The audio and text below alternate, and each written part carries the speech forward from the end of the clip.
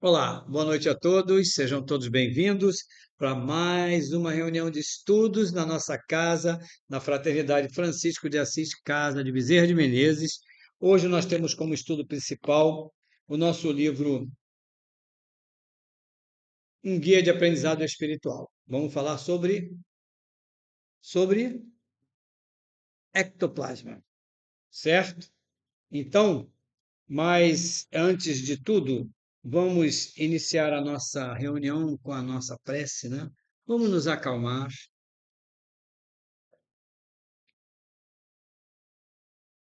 Vamos sentir o nosso corpo, nos isolarmos completamente do mundo exterior, voltarmos o nosso pensamento para esse momento presente.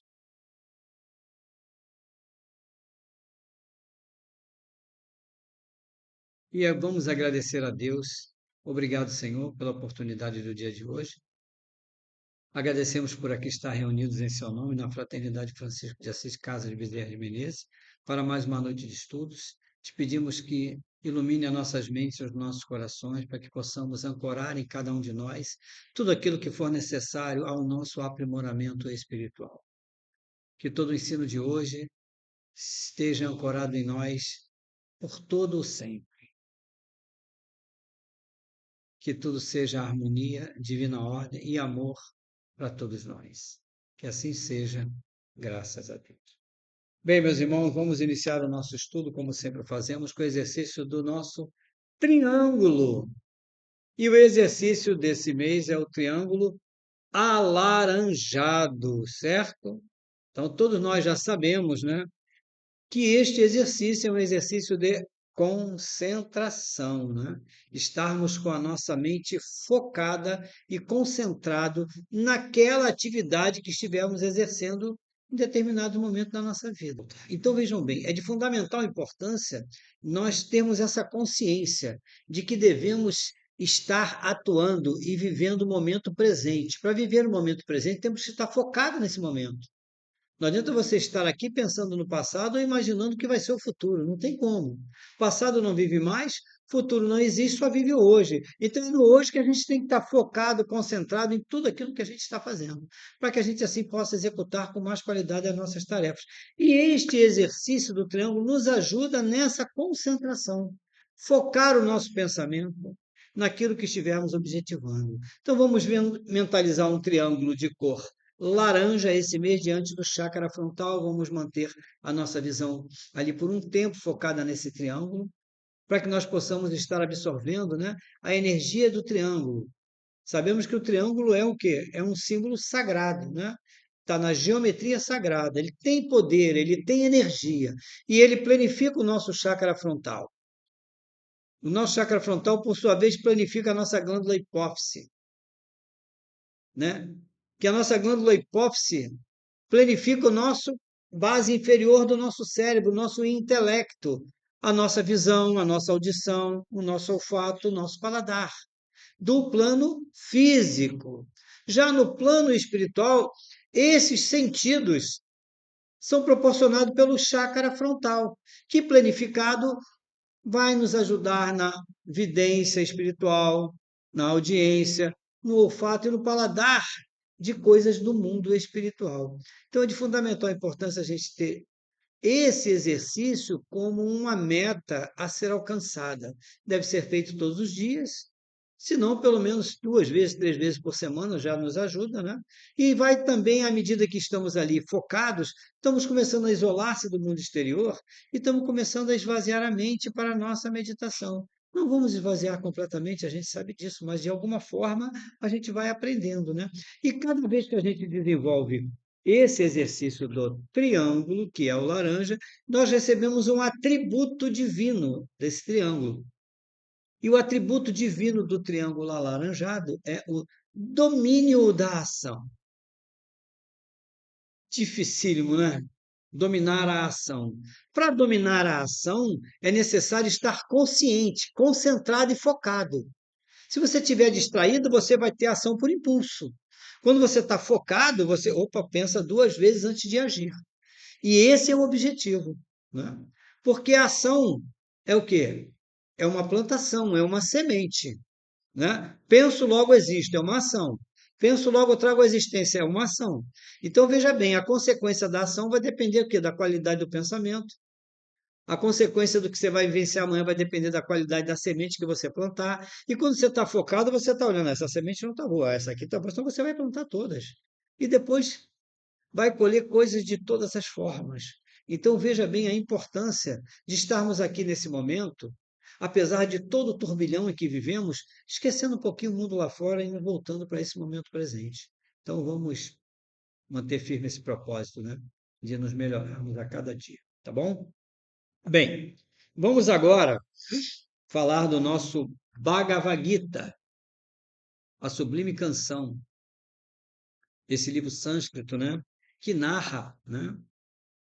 Um diálogo entre Krishna, o Verbo encarnado, a representação divina, e Arjuna, aquele ser, aquele discípulo que já alcançou um grau de elevação espiritual. Mas mesmo assim ainda está muito preso o quê? À matéria, à carne, à personalidade, não é? A personalidade que tem os nossos parentes, aqueles que convivem com a gente há muito tempo, o ódio, o orgulho, a vaidade, o egoísmo, isso e aquilo. E a parte divina também está ali, que é o amor, a misericórdia, a compaixão, o perdão, também estão ali. Só que, quando individualizamos, precisamos muito desse outro aspecto para poder enfrentar a vida. Né? Temos que viver do suor do nosso rosto. Então, a personalidade é de fundamental importância na vida da gente.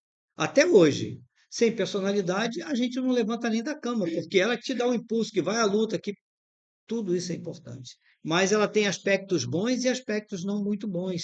Então, ele ainda está muito preso a esses aspectos. E ele recorre, né, a Krishna para ele poder compreender melhor que Deus é esse que vive em nós. Ele está aqui em nós. Quem é esse Deus? De que forma ele se manifesta? Quais são os atributos que ele nos oferece? E aqui no Bhagavad nós estamos no capítulo 11, que é o Visva Rupa Darsanam, a visão da forma divina universal.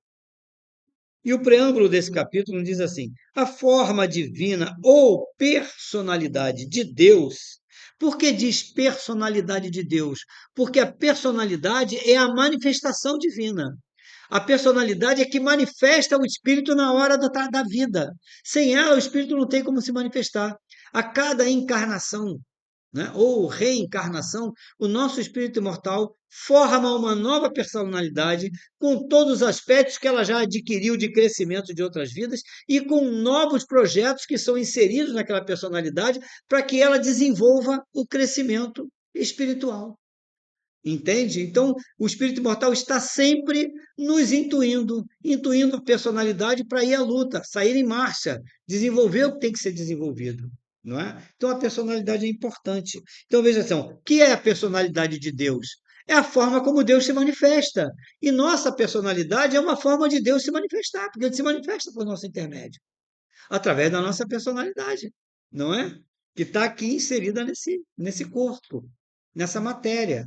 Assim como está inserida em tudo. A forma divina de Deus é tudo que vibra no planeta, desde o menor grão de areia ao maior das galáxias, Deus está se manifestando o tempo inteiro, certo? Então vamos lá. Nós estamos aqui na página 124, né? Finalizando este capítulo, né? E começamos no versículo 50, né?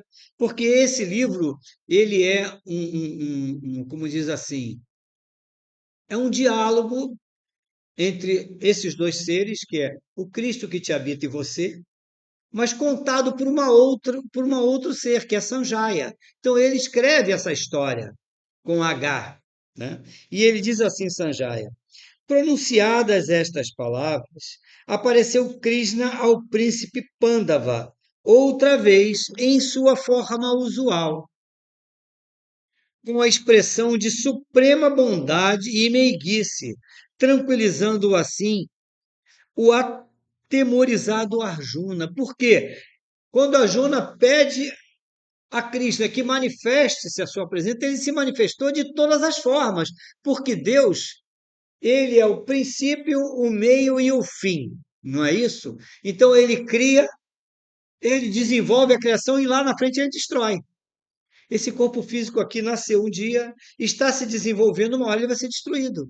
Mas por isso Deus é mau, é destruidor? Não, é necessário essa transformação. Quantas e quantas e quantas eras no planeta, quantas e quantas civilizações são descobertas desenterrando as planícies, que vieram, desapareceram, foram destruídas, a terra comeu, fez por cima, acabou de novo. Então, tudo que se destrói será reconstruído. Concorda? Tudo que se destrói será reconstruído.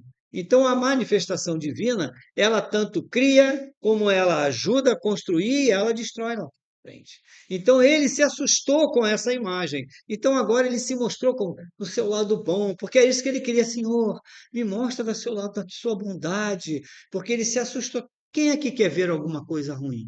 Ninguém quer, né? Você quer ter uma visão que não é boa? Não quer, você quer ver só, eu tenho evidência, mas eu só quero ver espírito, anjo, não é isso? Quando vê um ser mais difícil, eu não quero nunca mais. Não, nós temos que viver com tudo, entende? Então Sanjaya fala para ele isso. E no 51, Arjuna diz assim: recuperando a tranquilidade de ânimo, exclamou Arjuna: ó, como se acalma o meu espírito, me apareces em tua pacífica forma humana.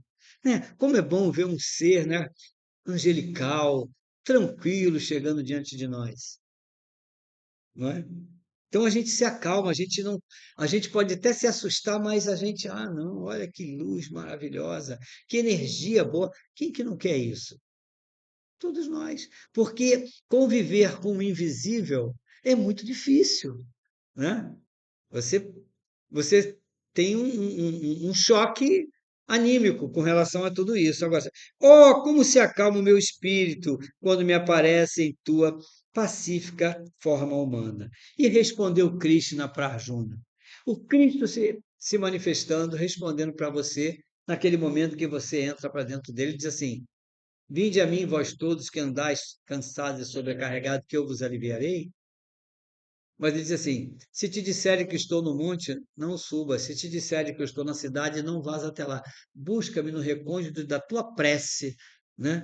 No silêncio do teu quarto. Ali eu estarei te esperando, no fundo do coração. Então é isso. Né? Então ele vai se mostrar dessa forma, aquele amigo que está sempre pronto a te atender, a te ouvir, a te ajudar.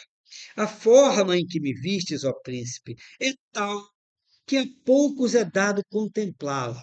Então, veja bem, não é qualquer um que consegue ver essa forma divina do jeito que ela é, porque ele está vendo com os olhos do espírito. A gente vê apenas com esse olho da matéria, que só enxerga o que a matéria só enxerga: comprimento, largura e altura. A gente não consegue enxergar além disso. Então, veja bem, os deuses, os arcanjos e os espíritos dos mais altos céus desejam ardentemente vê-la, mas não pode encarar-me como tu me encarastes. Olha que coisa linda, não é? Olha que oportunidade voltar-se para dentro de si e conseguir ficar cara a cara, face a face com o Cristo que te habita, com o Deus que está dentro de nós. Não é qualquer um que consegue isso, não é? Então, continuando, a esta visão não se chega pela leitura das Escrituras. Olha, agora atentem para isso. A essa visão não se chega pela leitura das Escrituras, nem por voluntários martírios, nem pela distribuição de esmolas ou sacrifícios. Nada que é da matéria do lado de fora vai trazer essa visão divina em nós. Isso é um encontro solitário, é um encontro espiritual. É porque eu fiz uma esmola, Deus vai me aparecer. Porque eu li esse livro aqui todinho. Não, não é assim. Tudo isso vai te conferir entendimento, né? De que verdadeiramente quais são o quê? Os objetivos, os reais valores da vida. Aí diz assim: só pelo verdadeiro amor e verdadeira devoção se pode chegar ao conhecimento do meu ser e conhecer e ver e penetrar minha essência. Então, meus irmãos, vejam bem, Todos nós estamos aqui, né, há vários anos trabalhando, né, correndo atrás, ajudando ao próximo, nos amando, nos respeitando, um querendo o bem do outro. Isso tudo é maravilhoso, mas não vai nos conferir aprimoramento espiritual nem evolução espiritual. O que nos confere evolução espiritual são as transformações. Só assim vamos ver Deus, quando a gente se transforma. Jesus nos disse: Eu sou o caminho da verdade e da vida. Ninguém vai ao Pai senão por meu intermédio. Se você não faz o teu esponsalício com o teu Cristo, você não vai ver Deus. Só vamos chegar a Deus quando a gente conseguir fazer com que a personalidade se anule completamente um dia. A personalidade, quanto mais ela cresce, menor ela fica, em termos dos aspectos negativos dela, porque nela começa a viver os aspectos positivos, que são os aspectos divinos que vivem em nós. Quanto mais você diminui o ódio, mais aumenta o amor, não é? Quanto mais você diminui a vaidade, mais aumenta a humildade. Esse é o propósito da vida. Porque tudo que está do lado de fora, a personalidade, o corpo físico, é transitório, vai ser destruído. Por que valorizar somente isso? Viver isso de forma que você alcance a liberdade espiritual através do que você consegue aprender a cada dia. Estarmos aqui é uma forma de buscarmos o caminho do meio, que é o caminho do equilíbrio, né?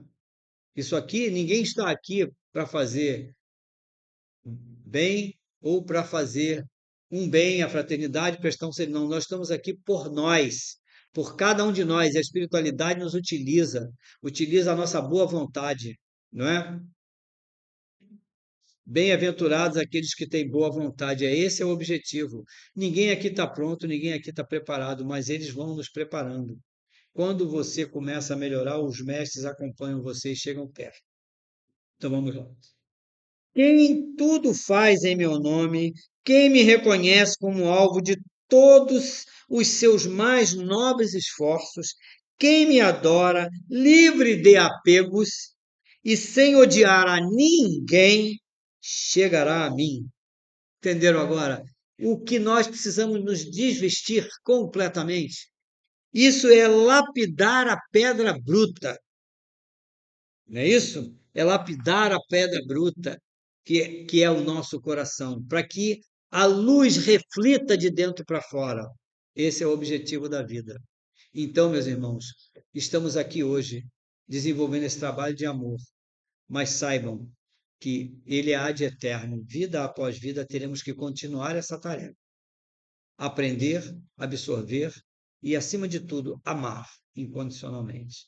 Porque se a gente não se amar, a gente se perde. Tá certo? Então vamos para a nossa apostila.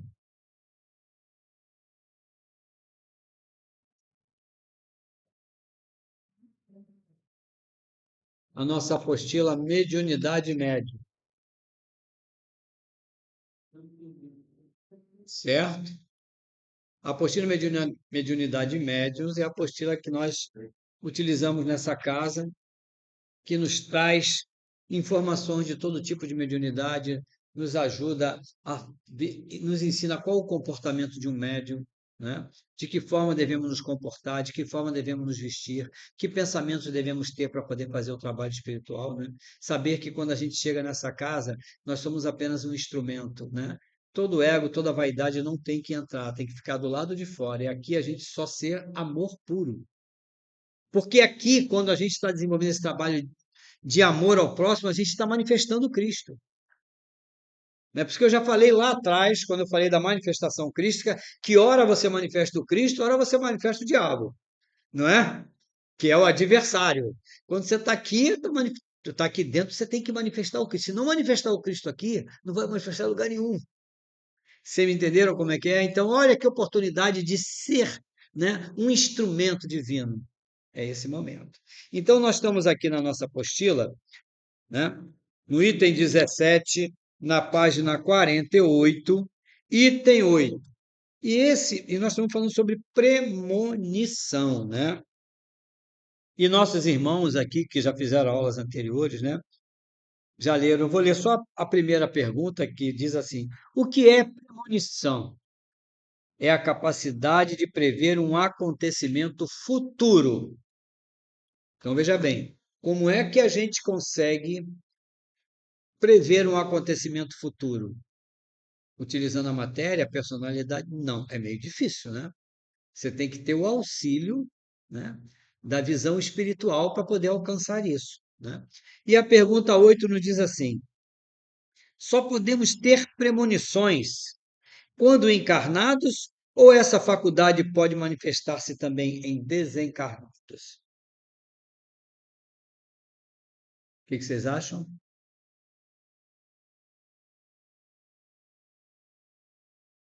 As premonições podem se manifestar tanto em encarnados quanto em desencarnados, certo?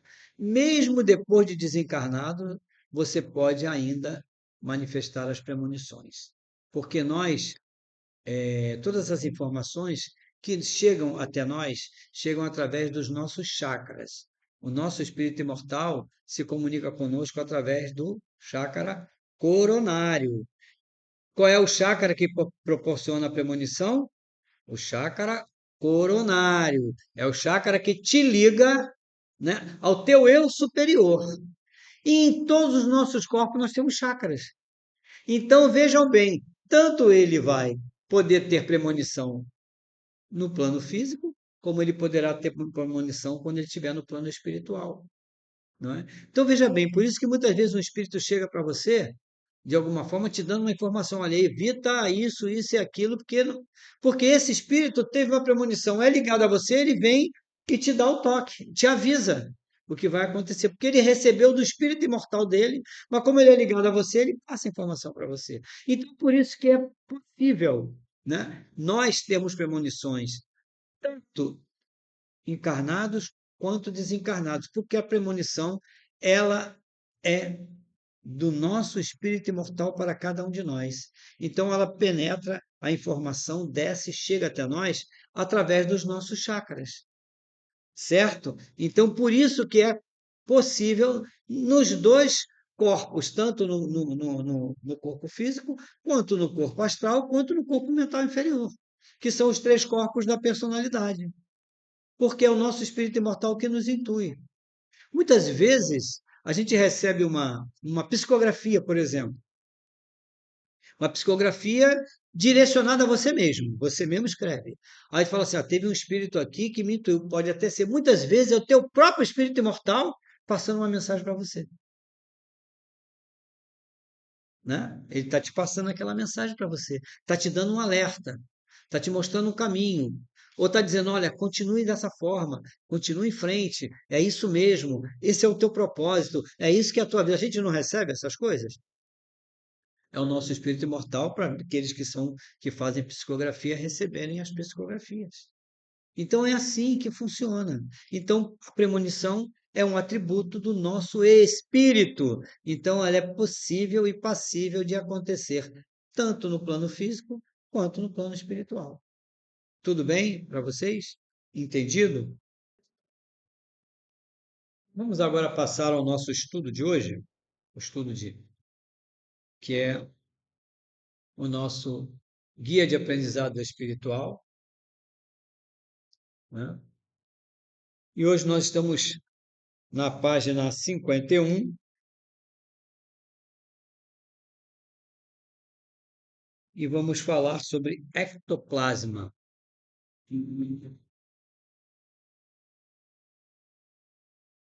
Então, vamos primeiro tentar passar a informação do que vem a ser o ectoplasma, né? O que vem a ser o ectoplasma. É... O ectoplasma, termo que surgiu nos meados do século XIX, lá no início, né, após os fenômenos de Hydesville, é uma substância mais ou menos visível, quase transparente, com reflexos leitosos, que se exterioriza de certos médiums. É como uma fumaça, é uma matéria etérica que se exterioriza de cada um de nós e que é utilizado pela espiritualidade para moldar, muitas vezes, órgãos, objetos. Logo depois do advento do Espiritismo, né, em que todas aquelas manifestações foram todas, como diz assim, catalogadas e discutidas, onde Kardec acaba escrevendo o Livro dos Espíritos, porque era a mesa que balançava no lugar, é isso que acontecia. Então, começou-se a fazer esse trabalho, e logo depois os médios começaram a aparecer as manifestações mediúnicas. E depois de um certo tempo começaram a aparecer também essa manifestação do ectoplasma. Então, veja bem, ele foi realmente apresentado nos tempos modernos, a partir do século XIX, né, através das experiências que eram feitas para se concretizar que o espírito continua vivo, que não existe só vida na matéria, né, que a vida existe tanto no espírito quanto na matéria. Então, e o ectoplasma é o quê? É um fluido exudado do ser humano. O espírito não tem ectoplasma. Quando você desencarna, você no que o ectoplasma é uma matéria etérica que está no nosso corpo etérico, do nosso duplo etérico. É a mesma matéria que como se fosse uma matéria vital para todos nós. Tanto é que quando os médios que exudam muito ectoplasma, eles ficam muito cansados, eles pedem energia, porque é a energia que vem do prana, que através do nosso corpo etérico chega até nós pelos chakras e que nós utilizamos, né? Então eu vou continuar lendo para que vocês tenham um entendimento, né? Vocês já compreenderam o que é o ectoplasma, não é isso?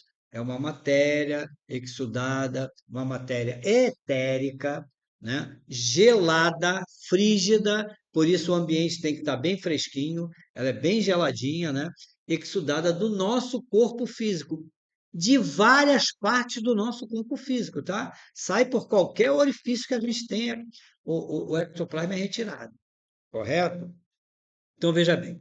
Aí continuando para a gente chegar à história dela, né, como ela surgiu. Mas a gente diz aqui que ela foi assim, divulgada, né, no século XIX. Mas a substância em si já era conhecida muito possivelmente na Idade Média, pois Thomas Vaughan, no Lumen de Lumine, Luz da Luz, faz uma descrição que parece referir-se ao ectoplasma. E diz ele: tendo apanhado um pouco desse licor para estudar que estranha substância era essa, reconheci que se desfazia como neve. Então, veja bem, é uma substância que se desfaz. Quando a tinha nas mãos, não era água comum, mas uma espécie de óleo, cuja consistência viscosa, graxa mineral, brilhante como a pérola, me pareceu transparente como cristal. Isso não está no livro Projetando Luz, eu estou trazendo da técnica da mediunidade que está esclarecendo para nós muito mais ainda, tá bom? Examinando ainda, continua falando, né? O nosso querido Thomas Vaughan. Examinando ainda, pareceu-me que tinha certa aparência espermática e, em verdade, era ainda mais obscena ao tato que à vista. Dizem os pesquisadores que é pesada, úmida, viscosa e fria, e tem vida e movimentação própria, ninguém segura ela. Ela tem vida e movimento. À medida que ela é estudada, a espiritualidade vai trabalhando ela. Então, ela vai para aqui, passa. Você está fazendo um trabalho espiritual. Está todo mundo aqui na hora da reunião espiritual. Vem a reunião de Bezerra, chega falando de Bezerra de Menezes. O que, que ela vai fazer? Ela vai pegar o ectoplasma de um e vai levar para o outro que está doente. Tira de um, leva para o outro. Então, aqui você se trata e trata o outro sem que você perceba. Entendeu? Ela tem vida própria, né? Então vamos lá. Saindo e reentrando no corpo do médium, evoluindo, passeando, formando hastes móveis, como cobras, plasmando mãos, rostos, braços e etc. Então vejam bem, a importância do ectoplasma, que os nossos olhos físicos não compreendem, na nossa cirurgia espiritual, não é? Quantas vezes a pessoa fala, mas que tinha aqui uma equipe médica, né? Tirando uma coisa, formando um coração, colocando ali, formando um órgão, não é isso? O que que eles pegam? Se você está com um órgão com problema, e a nossa cirurgia espiritual, sabemos que ela acontece nos nossos corpos sutis, do etérico para cima, do etérico para o astral e para o mental, dependendo de onde está o teu problema. Se você está com uma deficiência no cérebro, o que que eles podem fazer? Construir um cérebro através do ectoplasma e levar o teu corpo mental e trabalhar ele ali. Se você cura lá, reflete no físico. Por exemplo, um caso que já aconteceu aqui. Uma moça conhecida nossa estava com problema de mioma. E aí aquela coisa toda, aí, um mioma enorme e tal, aí foi fazer, e aí conseguiu marcar uma cirurgia. Aí conversou com a gente, falei, você não quer ir lá na nossa fraternidade? Ela frequentava nossa outra casa espiritual lá. Ah, tudo bem, ela veio aqui, né, com um rapaz que na época era namorado dela. Eu falei, você vai lá, faz um tratamento de um mês antes, no dia da cirurgia espiritual a gente coloca você na maca.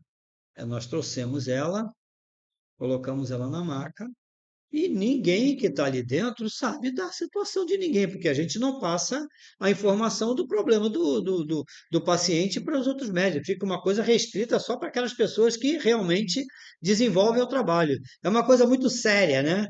Muito importante, né? Que os médicos têm que saber, né? Que a espiritualidade nos intui para que a gente determine o tipo de tratamento que cada um vai receber. É bom que quando alguém vê o nosso vídeo, né, sobre essas questões, vai saber a forma séria e consequente que o trabalho é feito, né? Eu espero que todos possam entender. Então vejam bem, essa moça deitou-se, foi feita a reunião de cirurgia espiritual, depois uma irmã nossa, a Laís, por exemplo, foi a Laís que viu. Ela falou assim: poxa, essa moça que estava deitada aqui estava na maca, aquela maca próximo de onde ela fica. Ela falou assim: essa moça mexeram na barriga dela, tiraram uma bola desse tamanho de dentro dela e colocaram numa bandeja. Então veja bem, o que que eles tiraram? Tiraram o problema que estava causando o mioma lá no corpo etérico dela, ou do corpo astral dela, curaram lá. Quando ela fez a cirurgia, foi tudo rapidamente. Porque a informação é que a cirurgia ia ser muito perigosa, que ia ter que tirar tudo, que talvez ela perdesse tudo, ela era uma moça nova, só tiraram o mioma. Então, o que que ocorre, né? Esse trabalho que a espiritualidade faz de te libertar de algumas coisas, se você está com problema no coração, ele pode, com o teu ectoplasma, formar um coração etérico, né? E trabalhar esse coração nos teus corpos mais sutis, regenerar o teu órgão lá, porque às vezes você trouxe de uma outra vida aquele problema, mas nessa você fez por onde recebeu o merecimento de vencer isso. Entende agora? E aí o ectoplasma entra nesse sentido. Então, o ectoplasma é essa matéria, né? Que só o encarnado tem, porque é uma matéria etérica, ela está no nosso duplo etérico, e que ela é importante demais para que nós possamos desenvolver um trabalho de cura, onde a espiritualidade sabe como manipular e sabe como provocar no médium e saber tirar deles aquela matéria. Tanto ela volta, como depois ela pode retornar. Ele usa, molda, depois ela volta para o próprio médium, porque o quê? É uma matéria vital, faz parte da nossa vida. Entende o que acontece? Por isso que muitas vezes a gente tem algumas fotos que tinha muito antigamente, se espíritos se manifestavam e etericamente eles conseguiam ficar, né? O ectoplasma fazia com que as pessoas os vissem.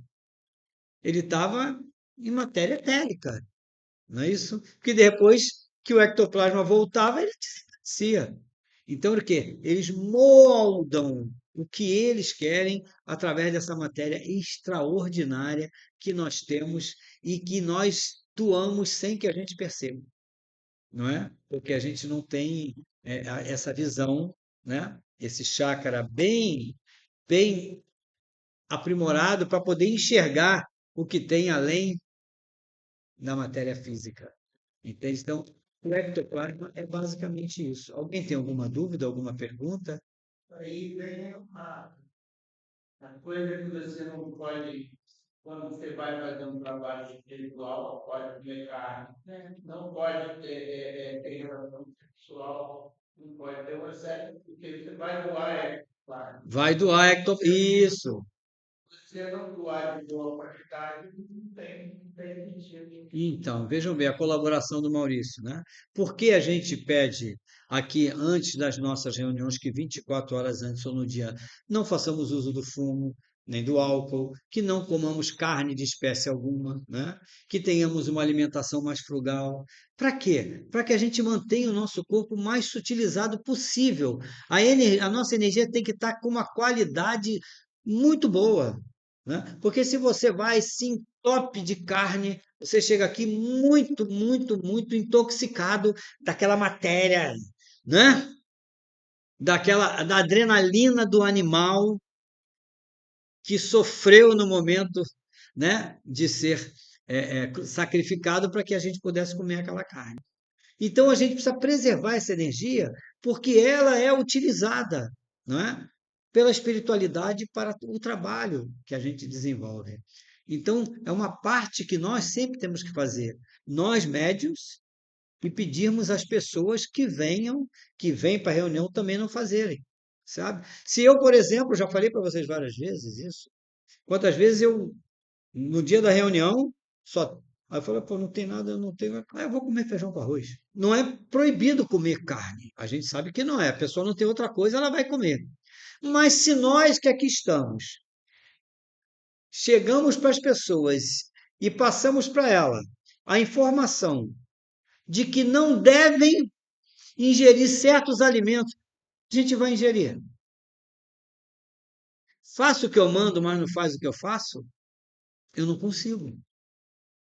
E a gente tem que pensar dessa forma. Entendeu? A gente não vai desencarnar até porque a gente faça um jejum de um dia, não vai? Você pode até ficar sem comer, você não vai desencarnar, não é? Então vejam bem a importância que nós temos de preservar ao máximo essas energias sublimadas que vivem em nós. E o ectoplasma é uma delas. Tá bom, meus irmãos? Tudo entendido? Alguma pergunta a mais?